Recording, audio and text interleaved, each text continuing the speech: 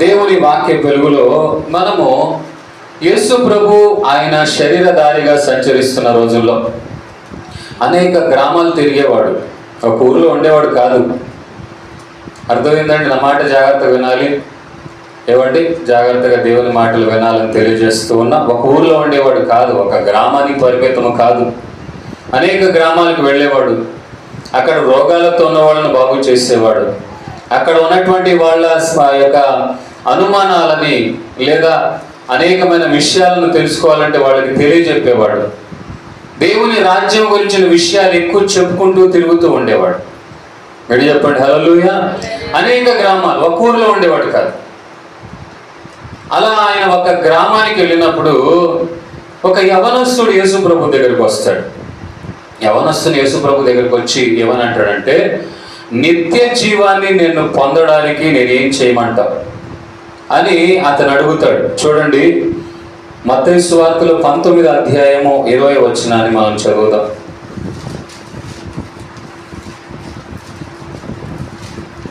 ఒక నిమిషం. మత్తయి సువార్త 19వ అధ్యాయములో మనం 16వ వచనం నుండి మనం చదువుదాం. ఇదిగో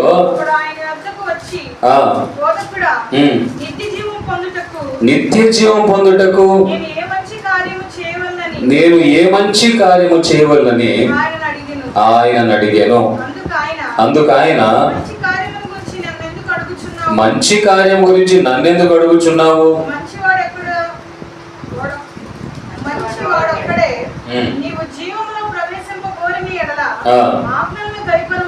ఆజ్ఞలను గైకొనమని చెప్పాను. అతడు ఏ ఆజ్ఞలను అని ఆయన అడగగా యేసు, అందరూ చదువుతున్నారా? నరహత్య చేయవద్దు, వ్యభిచరింపవద్దు, దొంగిలవద్దు, అబద్ధ సాక్ష్యము పలకవద్దు, తల్లిదండ్రులు సన్మానింపము, నిన్ను వలె నీ పొరుగువాని ప్రేమింపవలెనని అనునవియే అని చెప్పాను. గడి చెప్పండి హల్లెలూయా. ప్రియమైన దేవుని బిడ్డలారా, నిత్య జీవం పొందాలంటే ఏం చేయాలి? నిత్య జీవంలో నేను కూడా అడుగు పెట్టాలి. ఎల్లవేళలా నేను జీవించాలనుకుంటున్నాను. నన్ను ఏం చేయమంటావు? ఎలాంటి భక్తి కలిగిన కార్యాలు నేను చేయాలి? ఎలా నేను జీవించాలి అని ఆ యవనస్తుడు యేసు ప్రభుని అడుగుతున్నాడు. యేసు ప్రభుని మనం అడగటం చాలా మంచిది. అడగాల వద్దంటారా? మన అనుమానాలు దేవుని దగ్గర అడగాలి. ఏమని అడగాలి? అయ్యా, నేను నిత్య జీవం పొందాలంటే నేనేం చేయాలి?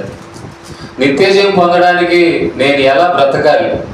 ఇంతకీ నేను నిత్య జీవాన్ని పొందగలుగుతానా లేదా? అర్హత ఉందా నాకు లేదా? ఒకవేళ లేకపోతే ఆ కారణాలు ఏంటి నాకు చెప్పు ప్రభువా. ఆ రోజున యవనస్తుడు అడిగాడు. యవనస్తుడు అనుమానంతో అడుగుతున్నాడు, మరోవైపున అతిశయముతో కూడా అడుగుతున్నాడు. రెండు కారణాలు బట్టి మనం చూడగలుగుతున్నాం. అనుమానంతో అడుగుతున్నట్టుగా అడుగుతూ అతిశయంతో కూడా అడుగుతున్నాడు. అతను మోషే ఇచ్చిన ధర్మశాస్త్రములన్నిటిని కూడా పాటిస్తున్నాడు. ఎన్ని ఆజ్ఞలు ఇచ్చాడండి మోషేకి దేవుడు? ఎంత ఇచ్చాడు? 10 ఆజ్ఞలు ఇచ్చాడు. 10 ఆజ్ఞలు ఏంటండి? నేను తప్ప వేరొక దేవుడు. తర్వాత వచ్చే ఆదివారం క్విజ్. నేను ఎవరికైనా చెప్పొచ్చు, మీరు నిలబడి చెప్పాలి. 10 ఆజ్ఞలు. మీరు బైబుల్లో ఒక ఆజ్ఞ అంటే ఆ ఒక ఆజ్ఞ 3-4 లైన్లు ఉన్నాయంటే మీరు ఫోన్లు కొట్టుకొని 10 ఆజ్ఞలు అని కొడితే ఒక లైన్లో వచ్చేసింది. మీరు చదువుకొని వచ్చే ఆదివారం నాకు అప్పగించాను. అర్థమైందా? గడి చెప్పండి హల్లెలూయా. ఆ 10 ఆజ్ఞలు దేవుడు మోషేకు ఇచ్చాడు. ప్రజలకు ఇవ్వమని ఇచ్చాడు కనుక, మోషే ద్వారా ఇశ్రాయేలు ప్రజలకు ఇవ్వబడింది కనుక ఆ 10 ఆజ్ఞల గురించి, ధర్మశాస్త్రాన్ని గురించి పెట్టబడిన పేరేంటో తెలుసా? మోషే ధర్మశాస్త్రము. ఏంటంట? చిన్న చాలా అద్భుతంగా ఉంటాయండి విషయాలు బైబిల్లో.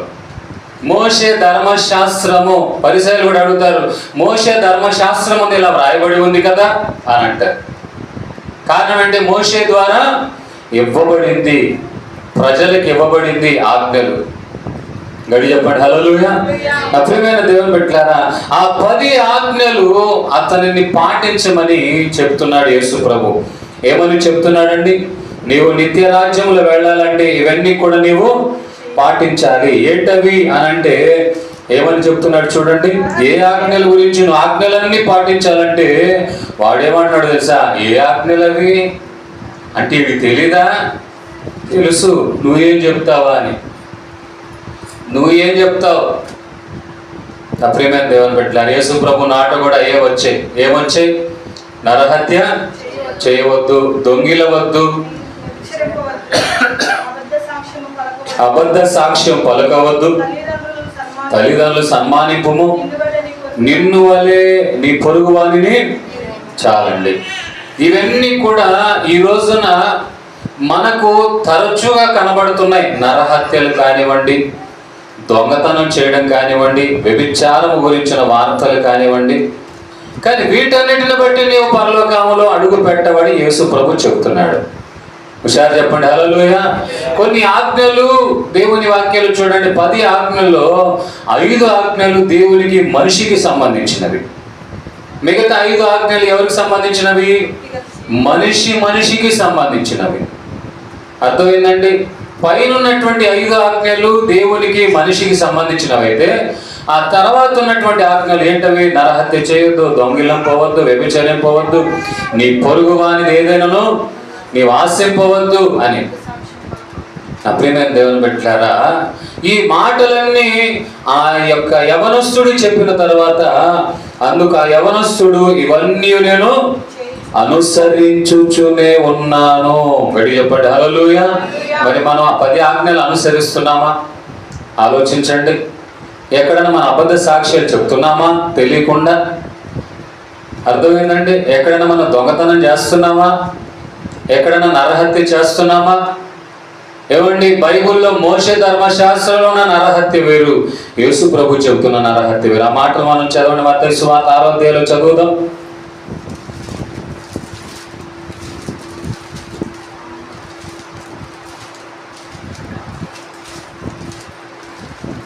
ఐదో అధ్యాయం 21వ వచనం.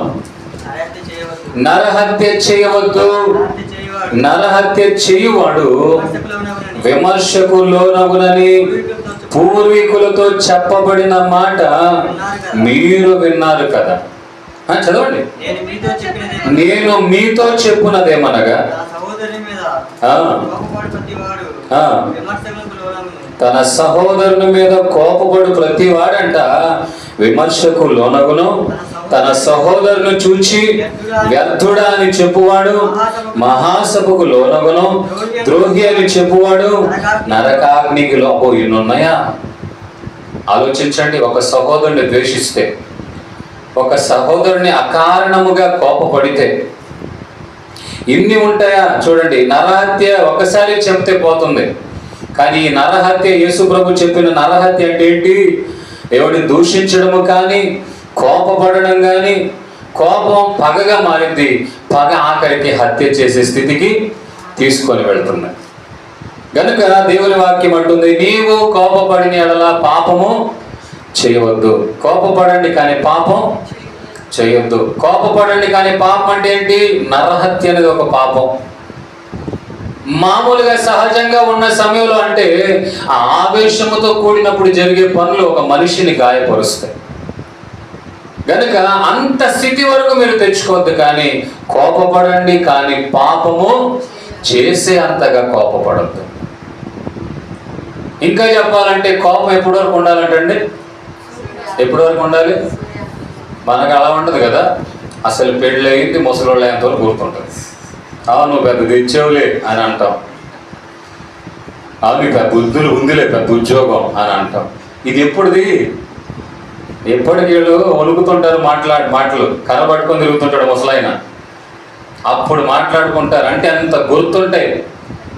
నాకు తెలిసి పురుషులకి ఎక్కువ గుర్తుంటాయి, ఆడవాళ్ళు గుర్తుంటే మనకే తెలియదు. వీళ్ళు ఆడవాళ్ళు అంటారు, ఆడే మగవాళ్ళు అంటారు. గట్టి చెప్పండి హల్లెలూయా.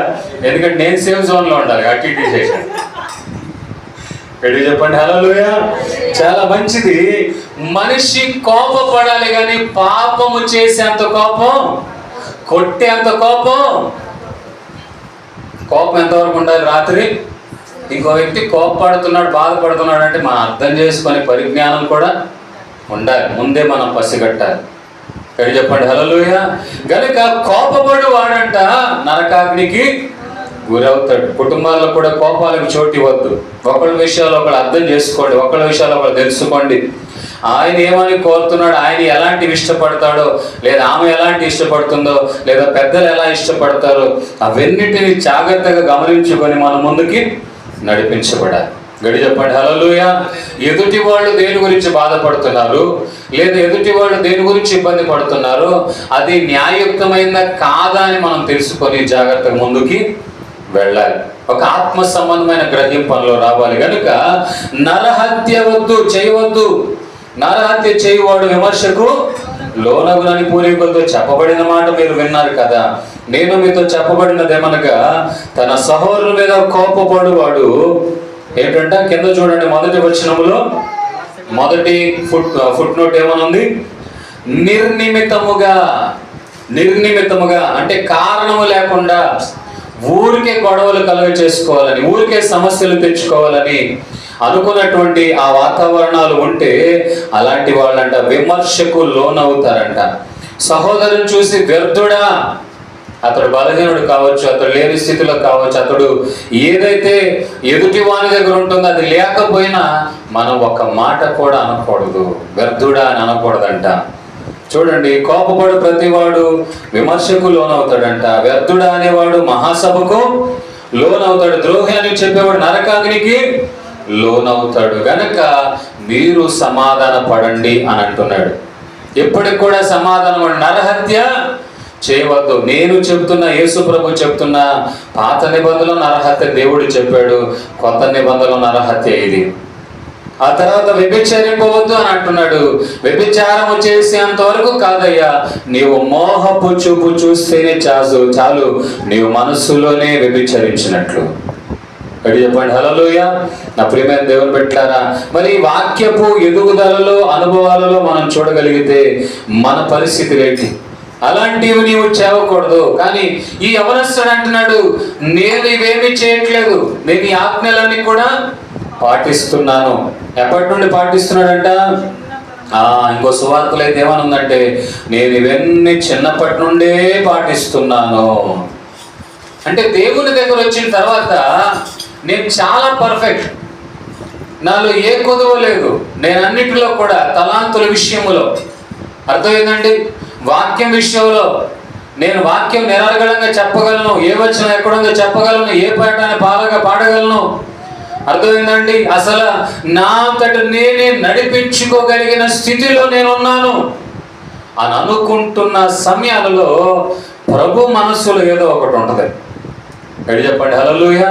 నా ప్రియమైన దేవుని బిడ్డలారా, ఉదాహరణకు చెప్పాలంటే అన్ని రంగాలలో అన్ని ఉంటేనే ఉద్యోగాలు ఇస్తారు. అర్హతను ఉంటే ఇస్తారు. ఆర్మీలో వెళ్ళామనుకోండి, ఎంత రోడ్డు వెళ్ళాడు ఆర్మీకి తీసుకుంటారా? రేపు బాగానే దూకుతున్నారా, ఆ గుండు బాగానే వేసిరేస్తున్నావు, ఆ ఈట కూడా బాగానే వేసిరేస్తున్నావు, కానీ హైట్ కొంచెం తక్కువ ఉందిరా బాబు అంటాడు. గడి చెప్పండి హల్లెలూయా. ఒకవేళ ఇంటర్వ్యూకి వెళ్ళామనుకోండి, అంతా బాగుంది కానీ కొంచెం ఇది నువ్వు సరి చేసుకుంటే బాగుండేదయ్యా, నీకే వచ్చేది ఉద్యోగం అని అంటారు. అలాగే ప్రభు దగ్గర వచ్చినప్పుడు మనం పర్ఫెక్ట్గా రెడీ అయిపోతాం. మన కోణంలో, మన ఆలోచనలు బట్టి, మన విషయంలో మనం ఎప్పుడు గొప్పగానే అనుకుంటాం కదా, ఎప్పుడు కూడా ఎక్కువ తక్కువ చేసుకొని తలదించుకోగా వాడికంటే మనం పర్లేదని పక్కన ఉన్నాడు పోల్చుకొని ఎప్పుడు గట్టిగానే ఉంటాం. కానీ ప్రభు దగ్గర వచ్చిన తర్వాత ఇతను కూడా అలాగే, నేను అన్ని పాటిస్తున్నాను, నేను అన్నిట్లో పర్ఫెక్ట్గా ఉన్నాను, నాలో ఏది కూడా తీసిపోలేదు అనే స్థితిలో అతను ఉన్నాడు. చూడండి, అందుకు ఆ యవనస్తుడు, ఇవన్నీ అనుసరించుచూనే ఉన్నాను, ఇకను నాకు కొదువ ఏమని ఆయన అడిగాను. అన్నీ ఉన్నాయి ప్రభు, అన్నీ పాటిస్తున్నాను, చిన్నప్పటి నుండి భక్తి కలిగిన వాడినే, చిన్నప్పటి నుండి అది ఎవరి జోలికి వెళ్ళినోడు కాదు, అన్నీ బాగా ఉన్నాయ్యా అని అతను దేవుని దగ్గర అడుగుతూ, ఇంకా నాకేమైనా కొదువుగా ఉందా, ఇంకా నేనేమైనా సరి చేసుకోవాల్సిన ఉన్నాయా, ఇంకా నేను చేయాల్సిన ఏమైనా ఉన్నాయా? మన ఈ ప్రశ్న ప్రభు దగ్గర అడగాలండి. మనం ఆత్మీయంగా ఎంత ఎదిగినా, భౌతికంగా ఎంత మంచి స్థితిలో ఉన్నా, ఆయన మనసులో మన గురించి ఏమనుకుంటున్నాడో మనము తెలుసుకోవడానికి ఆత్మ పరిశీలన మనం చేసుకోవాలి. చెప్పండి హల్లెలూయా. నా ప్రియమైన దేవుని బిడ్డలారా, అతను అంటున్నాడు, అన్ని పాటిస్తున్నాను, ఇంకా ఏమైనా నాలో ఉన్నాయా కొదువుగా ఉన్నవి అన్నందుకు యేసు ప్రభు ఏమన్నాడు చూడండి. యేసు పరిపూర్ణుడగునట్లు కోరిన ఎడల పోయి నీ ఆస్తిని అమ్మి పేదలకిమ్ము. చాలండి, చూడండి, నీవు పరిపూర్ణుడు కావాలి. నీవు పరిపూర్ణుడు అయితేనే పరలోక రాజ్యానికి వెళ్తావు. నువ్వు పర్ఫెక్ట్ కావచ్చు, ఏమైనా అన్ని విషయాలు పాటించేవాడు కావచ్చు, కానీ నీవు పరిపూర్ణుడు అయితేనే నువ్వు పరలోక రాజ్యంలో అడుగు పెడతావు. పరిపూర్ణుడు అంటే ఏ కొదువ లేని వాతావరణంలో నీవు ఉంటేనే అడుగు పెడతావు. చెప్పండి హల్లెలూయా. నా ప్రియమైన దేవుని బిడ్డలారా, దేవుడు ఎంత గొప్పవాడు అంటే ఆయన ఎంతగా మన విషయాలు ఆలోచిస్తాడంటే మనలో ఏది కూడా లోపం ఆయన కోరడు. ఏం కోరడంట? ఏ లోపం కూడా కోరడు. ప్రతి దాంట్లో కూడా ఆయన నమ్మకంగా ఉండాలనేది ఆయన ఇష్టం. మన జీవితాల్లో కూడా మనం అన్ని కూడా రాసుకొని దేవుని వాక్యాన్ని బట్టి, ఇదిగో దేవుడు ఇలా అంటున్నాడు నేను ఇలా ఉన్నాను లేదా, దేవుడు ఇలా అంటున్నాడు నేను ఇలా ఉన్నానా లేదా అని అనుకొని ఆయన చెప్పినవన్నీ మనం పాటిస్తున్నామా, ఆజ్ఞలు గైకొంటున్నామా అని ఒక్కసారి ఇంట్లో మీరు కూర్చొని రాసుకోగలిగితే, ఒకవేళ అందులో మీకేమైనా లోపం కనపడితే మీరు వెంటనే సరి చేసుకోవాలి. చెప్పండి హల్లెలూయా. సేవకుడు చెప్తున్నప్పుడు సరి చేసుకోవాలి, వాక్యం చెప్తున్నప్పుడు సరి చేసుకోవాలి. ఒకవేళ ఏ లాభం, ఎంత కష్టపడి ఎంత ప్రయాసపడినా ఆఖరికి పరలోకపు ద్వారం దగ్గర వెళ్ళిన తర్వాత నీలో ఈ లోపం ఉంది కనుక నువ్వు లోపల వెళ్ళడానికి వీల్లేదంటే ఏం ప్రయోజనం? ఎంత భక్తి చేసి ఏముంది? మనుషులైతే పాస్టర్ గారి మీద నా మీద సనగొచ్చు, ఎంత చేసినా ఆయన ఏదో చెప్తాడు అని సనగొచ్చు, కానీ అక్కడ సనిగినా ఏం ప్రయోజనం ఉండదు. ఎందుకంటే అది లాస్ట్ జర్నీ అనమాట, లాస్ట్ స్టాప్ అది. ఇంకా వెళ్తే పరలోకానికి వెళ్తాం, లేకపోతే నరకానికి వెళ్తాం. కనుక పరిపూర్ణుడు అవ్వాలి, నీలో ఏ కొదువ ఉండకూడదు. పరిపూర్ణుడుగా ఉన్నప్పుడే పరలోక రాజ్యానికి వెళ్తాం అని అంటూ తర్వాత ఏమని అంటాడంటే, నీ ఆస్తిని అమ్మి ఏం చేయాలంట? ఇది ఆజ్ఞల్లో ఉందంటారా? చెప్పరేంటండి, ఆజ్ఞలో ఉందా? నాకు తెలిసి మనవాడు దాని మీద శ్రద్ధ ఎక్కువ చూపించినట్టున్నాడు. ఆజ్ఞలో లేదుగా, నా ఇష్టం, ఎంత ఆస్తి చేసుకుంటే ఉంది అని కదా. కానీ దేవుని వాక్యాన్ని బట్టి ఏంటంటే, నువ్వు పరలోక రాజ్యములు అడుగు పెట్టడానికి ఏది నేను అడ్డగించకూడదు. నీలో ఉన్న పాపం అక్కడ వచ్చిన వెంటనే నన్ను అడ్డగించకూడదు. నీకున్న ధనం ఏదైతే ఉందో నేను అడ్డగించకూడదు. ఆమేన్ హల్లెలూయా. ధనవంతులు అంటే ఎవరండి? ధనవంతులు ఎవరు చెప్పాలి? మీరు సమాధానం చెప్తే ధనం ముగిస్తా. తర్వాత మీరు ఎంత తెచ్చుకున్న పర్లా, నాకు దేవుని కృపను బట్టి 2 చెవులు ఇచ్చాడు. తిట్లయితే ఇటు ఇటు వదిలేస్తా, పొగడతలైతే ఇట్టిని గుండెలో పెట్టుకుంటా. ఏమండి, దేవుని విషయంలో ఏంటంటే ఏ ప్రశ్న విషయం మీకు? ధనవంతులు అంటే ఎవరు? నువ్వు ధనవంతుడు కాదా? 1,00,000 రూపాయలు నువ్వు ధనవంతుడు కాదండి. 50,000 అంటున్న ధనవంతుడుగా? నా విషయంలో నేనే ధనవంతుడిని. ధనానికి కొరత అనేది లేదు. కానీ మనకున్న కొంచెం దాన్ని బట్టి కూడా మనం ఏమనుకుంటాం? అందరికంటే నేను గొప్ప, నా దగ్గర డబ్బులు ఉన్నాయి అని అనుకొని ఆ డబ్బు ఉన్నంతకాలం మనం ఎలా చూస్తే ఎక్కడ చూస్తాం? అసలు కింద చూడం, పక్కన చూడం. ఎక్కడ చూస్తాం? పై చూసుకొని వెళ్తుంటాం. ఇంకెవరిని పట్టించుకో, ఎవరిని లెక్క చేయం, నాకంటే ఎవరైనా ఉన్నారా అని అనుకుంటూ ఉంటాం. కానీ నువ్వు ఎలాంటి ధనవంతుడైనా కావచ్చు, నా దగ్గర రూపాయలు లేకపోతే నీ దగ్గర 10,000 ఉన్న ధనవంతుడివే కదండి. కానీ ఆ ధనము నేను పరలోక రాజ్యములు అడుగు పెట్టడానికి అడ్డగించకూడదు. ఇంకో మాట మీకు చెప్పమంటారా? అపోస్తల కార్యములు మనం చూస్తే ఒక మాట చదువుదాం. అపోస్తల కార్యములు మీరు తెరవండి, అద్భుతమైన మాట అక్కడ కనబడుతుంది. అపోస్తల కార్యముల గ్రంథము 4వ అధ్యాయము 35వ వచనం, 33 నుండి చదువుదాం. ఇదియుగాక అపోస్తలులు చదవండి. దైవ కృప అందరియందు అధికముగా ఉండెను. భూములైనను ఇండ్లైనను కలిగిన వారందరూ వాటిని అమ్మిన వాటి వెల తెచ్చి అపోస్తలుల పాదముల యొద్ద పెట్టుచూ వచ్చింది. ఆమేన్, హల్లెలూయా. చూడండి ఎంత మంచి మాట. ఆ టైంలో శిష్యుల పరిచర్యలు బాగా విస్తారంగా సాగుతున్నది. దేవుని వాక్యం విస్తరించబడుతుంది, సేవ ప్రబలుతుంది, అనేకులు విశ్వాసులు తయారవుతున్నారు, సేవకులు తయారవుతున్నారు. చూడండి దేవుని వాక్యం మనం చూస్తూ ఉన్నాం. ఆయన పునరుద్ధానం గురించి సాక్ష్యం ఇస్తూ ఉన్నారు శిష్యులుగా ఉన్నవాళ్ళు. మరొక వైపు అంట దైవ కృప అందరి అధికముగా ఉందంట. కనుక వాళ్ళు ఏం చేశారంట, భూములైనాను ఇండ్లనైనాను కలిగిన వారందరూ వాటిని అమ్మి. ఇప్పుడు యేసు ప్రభు యవనస్తుడితో ఏమంటున్నాడండి, నీ ఆస్తిని అమ్మి. ఏంటంట చెప్పాలి ఏమంటున్నాడు యవనస్తుడికి, నీ ఆస్తుల్ని అమ్మి. ఇప్పుడు ఉదాహరణ సేవకు రావాలంటే ఏం చేయాలంట, ఇప్పుడు ముఖ్యమైన మాటకు వద్దాం. అన్నీ కలిగి సేవ చేయగలుగుతాడు ఒక వ్యక్తి, చేయలేడు. వాటి మీద మనసు ఉండిపోతుంది. బైబిల్లో ఎంత గొప్ప వాళ్ళని చూసినా వాటన్నిటిని విడిచిపెట్టి పరిచర్యకి వచ్చేసారు. ఎలీషా ఎలాంటి వాడు, గొప్ప ధనవంతుడు, ఆస్తిపడు, అతనికి ఎడ్లు కూడా ఉన్నాయి. ఏలియా వచ్చినప్పుడు అతను పొలంలో పనిచేస్తున్నాడు.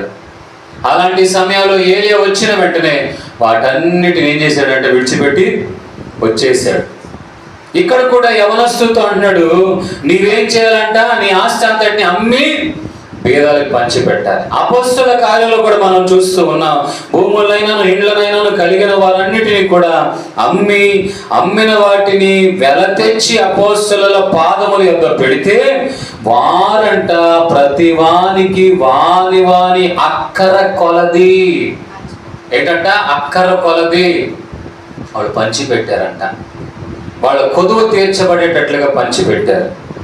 ఈ యవనస్తుడు చాలా ఆస్తిపరుడు, ఈ యవనస్తుడు చాలా ధనవంతుడు. ఈ యవనస్తుడు అసలైన వాటిని పక్కన పెట్టుకొని ఆజ్ఞల విషయం మాత్రమే మనసు పెట్టి భక్తిగా ఉండి ఆయన దగ్గరకు వచ్చి నా సంగతి ఏమంటావు అని అంటే అంతా బాగుంది, కానీ నీలో ఒకటి కొదువుగా ఉంది. అదేంటో తెలుసా, నీ ఆస్తి అంతటిని అమ్మి పేదలకు పంచిపెట్టి ఏమండి ఏం చేయమంటున్నాడు, నన్ను వెంబడించు. చదవండి, ఆ వాక్య భాగం చదవండి. ఇందాక మీకు చెప్పింది 19వ అధ్యాయము. నేను ముగించేస్తున్నాను. ఒకే అంశం మీద ధ్యానిస్తూ ఉన్నాం. నీవు నీ ఆస్తిని అమ్మి పేదలకి ఇమ్ము, అప్పుడు పరలోక మందు నీకు ధనము కలుగును. నీవు వచ్చి నన్ను వెంబడించుమని అతనితో చెప్పాను. మాకు నేర్పిన సేవా క్రమాలు కూడా అవేనండి. అన్ని విడిచిపెట్టి ఆయనను వెంబడించాలి. ఎందుకని అంటే నీకు వాటి మీద మనస్సు వెళ్ళకూడదని. వాటి మీద మనస్సు వెళితే దేవుని సేవ చేయలేవు. వాటి మీద మనస్సు వెళితే విశ్వాస జీవితంలో నడిపించబడలేవు. వాటి మీద మనస్సు ఉంచితే ఈ రోజున యోబు చరిత్రలో ఎక్కేవాడు కాదు. తెలుసా మీకు, యోబుకు వాటి మీద మనసు ఉందా? చెప్పలేంటండి. యోబుకు ఆస్తి ఉంది, ఎడ్లు ఉన్నాయి, ఒంటెలు ఉన్నాయి, ఆవులు ఉన్నాయి, గేదెలు ఉన్నాయి, అన్నీ ఉన్నాయి. కానీ వాటి మీద యోబుకు మనసు ఉందా? లేదు. అందుకని పోయినా కూడా ఏమన్నాడు, ఇవన్నీ దేవుడే ఇచ్చాడు. అది మనసు లేనివాడికి అలాంటి మాటలే వస్తాయి, దేవుని మీద మనసు ఉన్నవాడికి అలాంటి మాటలే వస్తాయి. అప్పుడే అధికమైన ఆశీర్వాదాలు యోబు పొందగలిగాడు. ఏడు చెప్పండి, హల్లెలూయా. దేవుని విషయంలో వేటినైతే ఖర్చు చేస్తావో, దేవుని విషయంలో వేటిని పోగొట్టుకోవడానికి కూడా నువ్వు వెనకాడవో, వాటిని మరలా దేవుని విషయంలో పొందుకుంటావు. గట్టిగా చెప్పండి, హల్లెలూయా. ఒకవేళ దేవుని విషయంలో నువ్వు ఖర్చు పెట్టకుండా, నీవు ఖర్చు అయిపోకుండా నీవు అలాగే దాచుకున్నావు అనుకోండి, ఒకవేళ నష్టపోయిన వాటిని నీవు పొందలేవు. దేవుని కొరకు నష్టపోతావా, దేవుడు నీకు ఇస్తాడు. దేవుని కొరకు ఖర్చు అయిపోతావా, ఇప్పుడు మీరందరూ ఇక్కడ ఏమైపోతున్నారు, ఖర్చు అయిపోతున్నారు. మీరు ఇక్కడ మీ సమయాన్ని ఇక్కడ గడుపుతున్నారు. ఇప్పుడు మీరు వద్దన్నా మీకు రావాల్సిన ప్రతిఫలం దేవుడు ఇస్తాడా, ఇవ్వడా? నమ్మిన వాళ్ళు గట్టి హల్లెలూయా చెప్పండి. గట్టి చెప్పండి, హల్లెలూయా. నీవు ఎంతగా దేవుని సన్నిధానం గడుపుతావో అంతగా దేవుని ద్వారా ప్రతిఫలాన్ని పొందుతావు. గట్టి చెప్పండి, హల్లెలూయా. నా ప్రియమైన దేవుని బిడ్డలారా, అందుకు అంటున్నాడు, నీ ఆస్తిని ఏం చేస్తావంట, పేదలకు ఇచ్చి నన్ను వెంబడించు. నన్ను వెంబడించాలంటే ఏం అవసరంలా నీకు. నన్ను వెంబడించాలంటే వీటితో నీకు పని ఉండకూడదు. నేను ఎలా అయితే అన్ని విడిచిపెట్టి తిరుగుతున్నానో నీవు కూడా అలాగే రావాలి. అప్పుడు ఈ లోకములు విడిచిపెట్టిన ధనానికి బదులుగా పరలోకములు ధనం ఇస్తాడు. ఈ లోకములు పోగొట్టుకున్న దానికి ప్రతిగా గొప్పగా ప్రతిఫలాన్ని దేవుడు ఇస్తాడు. ఆమేన్, హల్లెలూయా. కానీ అంత గొప్పగా చెప్పిన వాడు తర్వాత ఏం చేశాడు చూడండి. మిగులు ఆస్తి గలవాడు గనుక ఆ మాట విని వ్యసన పడుచు వెళ్ళిపోయాడు. ఏమైనా ఆజ్ఞలు పాటించానని గొప్పగా చెప్పాడు, పనికి వచ్చాయా? అసలైంది కనబడకపోయింది అక్కడ. ఎడు చెప్పండి, హల్లెలూయా. నా ప్రియమైన దేవుని బిడ్డలారా, మన ఆత్మీయ జీవితంలో కూడా ఒంటి మీద మొత్తం వేసుకొని పరిగెత్తగలుగుతామండి? ముగించేస్తున్నా నేను. ఏం బరువు వేసుకున్నాం అనుకో, పరిగెత్తగలుగుతామా? అలాగే ఈ లోకంలో ఉన్నప్పుడు మనకు ఉండాలి, కాదని కాదు, కానీ మీద వేసుకోకూడదు వాటిని. ఎడు చెప్పండి, హల్లెలూయా. అవి లేకపోతే నేను బ్రతకలేను అని మనము బాధపడకూడదు. ఎడు చెప్పండి, హల్లెలూయా. మీ ఇంట్లో దొంగలు పడ్డారు అనుకుందాం. మొన్నే ఆర్డర్ చేసిన చీరలో కొన్న చీరలో తీసిపోయాడు అనుకుందాం. మీరు బాధపడతారు, ఆనందపడతారు? చెప్పరేంటండి? పురుషులు ఏముందిలే, ఒక జత బట్టలు వారు వేసుకుంటారు కుదిరితే. బాధపడమా? ఎందుకని? అంత ఇష్టం చీరలంటే, అంత ఇష్టం వస్త్రాలంటే, అంత ఇష్టం బంగారం అంటే. ఎడు చెప్పండి, హల్లెలూయా. మనము వేటి గురించి మన మనస్సులో, మన ధ్యాసలో ఉండకూడదు. బ్రతకడానికి బైబిల్ అంటుంది, గనుక మీరు అన్న వస్త్రములు గలవారై తృప్తి పొందండి. మనం బట్టలు తింటామండి, సిల్క్ చీర బాగుందని లాగిస్తామా? కాటన్ ప్యాంట్లు చీరలు ఏమండి షర్ట్లు బాగున్నాయి లాగిస్తామా? అన్నవే తింటాం. నా ప్రియమైన దేవుని బిడ్డలారా, మేము ఇంటికి వచ్చేటప్పుడు కూడా అదే అనుకున్నాం, ముందు మనకు ఒక నీడ ఉండాలి. మనం పచ్చడి మెతుకులో తినానా బతుకుదాం, సేవ చేద్దాం, మనకున్న దాంట్లో ఉందాం. మా పాస్టర్ గారు కూడా పాపం, ఆవిడకి ఎన్నెన్నో ఆశలు ఉంటాయి మనసులో, ఆహారం విషయంలో కానీ, వస్త్రాల విషయంలో కానీ. దేవుని మాటను బట్టి, ఏవండి, దేవుని ఆజ్ఞను బట్టి అన్ని చంపుకొని మేము సేవ చేస్తున్నాం. ఎడు చెప్పండి, హల్లెలూయా. ఎడు చెప్పండి, హల్లెలూయా. అవి లేకపోతే మేము చేయలేము సేవ. అంత ఓపిక, అంత కృప దేవుడు మాకు ఇవ్వబట్టి పరిచయం నడిపించబడుతున్నాం. ఎడు చెప్పండి, హల్లెలూయా. గనుక అతడు ధనవంతుడు గనుక వ్యసన పడిపోయాడంట. ఏంది ఇతను డబ్బు అమ్ముకొని రమ్మంటాడు? ఏంది? అవి సంపాదించడానికి ఎన్ని రోజులైంది అనుకున్నాం? ఎన్ని రోజులు కష్టపడ్డారు అనుకున్నాం? అయినా నేనెందుకు అమ్ముతాను, ఇది తాత ముత్తాతలు ఆస్తి అయితే నాకేం పని అనుకొని అప్పుడు హుషారుగా ధైర్యం వచ్చి అసలు నా మాటలకి యేసుప్రభు స్టన్ అయిపోతాడు, యేసుప్రభు ఆశ్చర్యపడతాడు అనుకున్నవాడు ఎప్పుడైతే నీ ఆస్తి ఆటంకంగా ఉంది, నీ ఆస్తిని అమ్మి పేదలకు ఇచ్చి రమ్మని చెప్పాడు, వెంటనే మొక్క ఏమైపోయింది? చిన్నబుచ్చుకున్నాడు. ఈ రోజున నేను పరిచర్య చేస్తున్నప్పుడు కూడా పెద్ద పెద్ద ధనవంతులు, ఎన్నో ఎకరాలు ఉన్న వాళ్ళు కూడా ఆఖరికి వచ్చి సేవకుల చేతులు పెట్టి సేవకు వచ్చేసారు. ఎందుకో తెలుసా? వాటి మీద మరలా మాకు మనసు ఉండకూడదు. మన ఆత్మీయ జీవితాల్లో కూడా ఉండాలి, సంపాదించాలి, డబ్బు మీద డబ్బు ఉండాలండి, కానీ ధనాపేక్ష ఉండకూడదు. ఆహారం తినాలి, మాంసం తినాలి, కానీ మాంసాపేక్ష ఉండకూడదు. అర్థమైందండి? ఆహారం తినాలి, కానీ తిండిపోతులు అవ్వకూడదు. నిద్రపోవాలి, కానీ నిద్రపోతులు అవ్వకూడదు. అంటే అన్నిటికీ ఒక గీత అనేది ఉంది. సంపాదన ఉండాలి, కానీ మనల్ని మనం మర్చిపోయి, మన తల్లిదండ్రులు మర్చిపోయి, దేవుని మర్చిపోయేంత సంపాదన మనము సంపాదించకూడదు. ముందు దేవుడు. గడి చెప్పండి, హల్లెలూయా. దేవుడు తర్వాతే అంతా అనాలి. విశ్వాసంతో వాళ్ళు గట్టి హల్లెలూయా చెప్పండి. చెప్పండి, హల్లెలూయా. నీకు దేవుడు కావాలి, ఆస్తి కావాలంటే ఏమంటారు? అయిపోయిందంటే ముగించేస్తున్నాను. దేవుడే నిజంగా మరి నాకు ఆశిస్తారా ప్లీజ్? ఉన్నాయండి అప్పులని మీయే.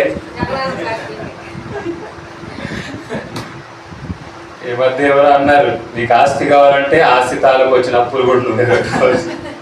అయితే నీకు దండమమ్మా. చెప్పండి, హల్లెలూయా. విషయాలు చెప్పండి, హల్లెలూయా. నీకు ఆస్తి కావాలా, దేవుడు కావాలంటే ఏం కోరుకోవాలి మనం? నిజమేనా? నీకు భౌతికమైన కావాలా, దేవుడు కావాలంటే ఏం కోరుకుంటాం మనం? బైబిల్ అలా కోరుకొని ఉప్పు స్తంభంగా మారిన వాళ్ళు ఉన్నారు. ఎవరండి? కానీ ఒక అతను మాత్రం ఏమన్నాడు తెలుసా?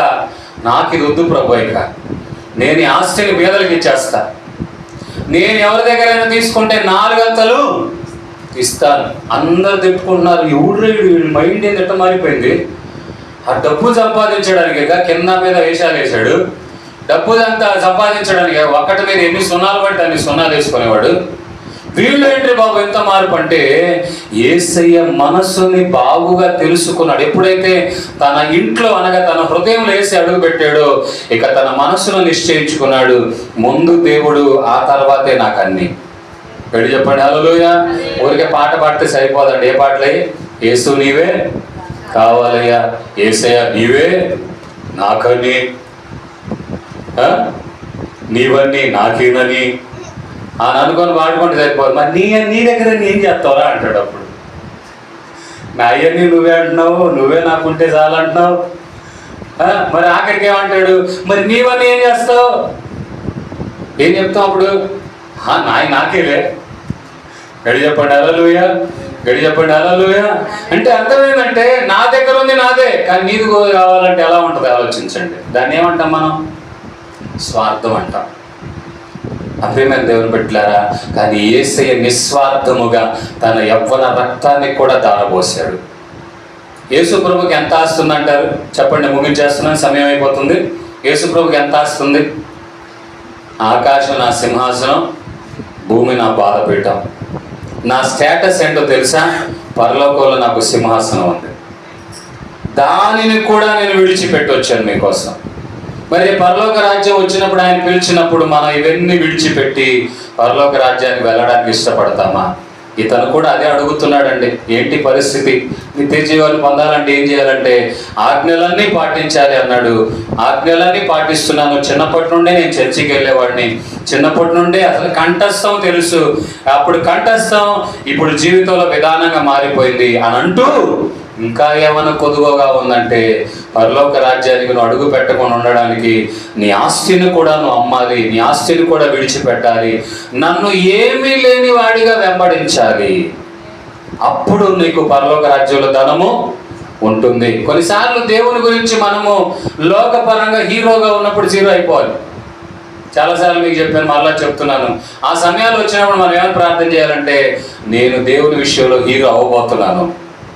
పెళ్లి చెప్పండి హల్లెలూయా.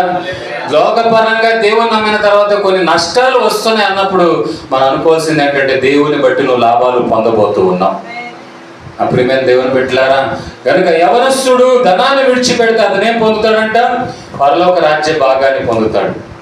అందుకని యేసు ప్రభు అంటాడు, యేసు తన శిష్యులను చూచి, ధనవంతుడు పరలోక రాజ్యంలో ప్రవేశించుట దుర్లభమని మీతో నిశ్చయముగా చెప్పుచున్నది. ఇదిగాక ధనవంతుడు పరలోక రాజ్యంలో ప్రవేశించుట కంటే సూది బెజ్జముల వంటి దూరుట సులభమని మీతో చెప్పుచున్నాను నేను.